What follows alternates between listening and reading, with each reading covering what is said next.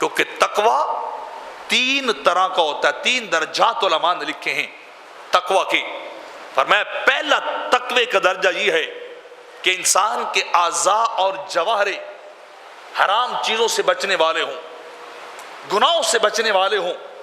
انسان ظاہری طور پر بھی گناہ سے بچ جائے،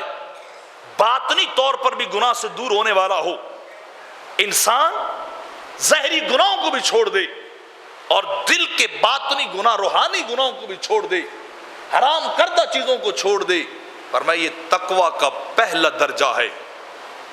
کہ انسان ان چیزوں سے باز آ جائے۔ اور تقوی کا دوسرا درجہ یہ ہے کہ جو اللہ نے مکروہ چیزیں قرار دی ہیں، جن کو خدا پسند نہیں کرتا لیکن حرام نہیں ہیں، اللہ کی بارگاہ میں وہ چیزیں مقبول نہیں ہیں، انسان ظاہری طور پر بھی مکروہات سے بچنے والا ہو اور باطنی طور پر دلی طور بھی مکروہات سے بچنے والا ہو، اللہ انہیں جن کو پسند نہیں کرتا چیزوں کو، بندہ ان سے بچنے والا ہو، تو یہ تقوی کا دوسرا درجہ ہے۔ اور تقوی کا تیسرا درجہ یہ ہے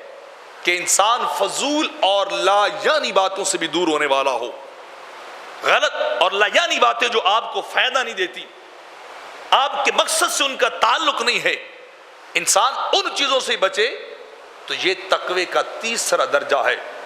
میرے آقا علیہ الصلوۃ والسلام فرماتے ہیں من حسن اسلام المرء ترک ما لا یعنی ہی، کہ اسلام ایک آدمی کی، اسلام کی سب سے بڑی خوبصورتی یہ ہے کہ وہ بے مقصد چیز کو چھوڑ دے، جس کا اس کے ساتھ تعلق نہیں ہے، اسے پسند نہیں، جو چیز جو اس کی زندگی کے ساتھ ریلیونٹ نہیں ہے، بندہ اس چیز کو چھوڑ دے۔ یہ انسان کی زندگی کی خوبصورتی ہے، یہ انسان کی زندگی کا کمال ہے کہ وہ لا یعنی باتوں سے دور ہونے والا ہو۔ تو یہ تین درجات ہیں تقوی کے۔